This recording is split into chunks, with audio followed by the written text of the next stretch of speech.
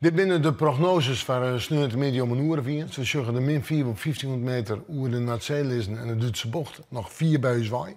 Dan komt in de nacht oer en dan is het sneeuw en nog eens een keer sneeuw. In de onderste luchtlagen koude lucht. En dan hebben wij het een stik kouder als het zuiden van Nederland waar de temperatuur nog boven nul lezen. Het wordt dus koud, zei Piet. Maar dat net alleen. De verwachting is ook dat er een protte sneeuw vallen zal met mogelijk kans op sneeuw doen. En dat komt net vaak voor. We hebben natuurlijk ik sneeuwhand. We voelden in het zuiden van de provincie protte sneeuw. We hebben in 2018 die hele koude periode had ik maar in Huddewien. Voelde ik wel wat sneeuw, maar net zo vol als nou. Dus dan was het al een handje waarom. Mensen vergelijken het wel eens met 79. Nou, ik denk dat 79 net heel dat wordt. Maar het is wel een extreme situatie. Een mooi vooruitzicht voor sneeuw- en ijsleefhavens dus. Om een mooie laag ijs op het wetter te krijgen, zal Wetterskip Friesland alle gemalen in Friesland stilzetten moeten.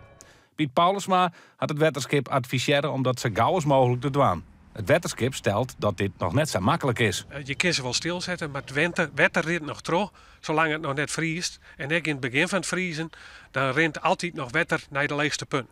Als je dan te snel bent, dan stroept de boel onder van tevoren. En daar wil je echt net aan. Dus je moet eerst het wetterpeil nog meer naar beneden krijgen? Wij brengen eerst het wetterpeil nog verder naar beneden en dan zetten we de boel stil.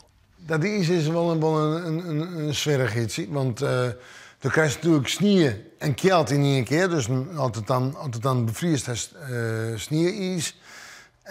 En als hetzelfde opnieuw dat ik weg moet, want als ik het lang net dicht door die hudden in, ja, dan krijg je de nachten daarna, van sneeuw de nacht, want dan tak een week toons de nacht, matige frost, min 8, misschien min 9, of we plakken evenement zien. En dan vriest het behoorlijk, maar dan is maar kijkt hoeveel sneeuw is er welkom, hoeveel sneeuw luidt er op het ijs, wat er maar bad. Maar we zullen grif een streekje zetten kunnen op ijsbaan of zo.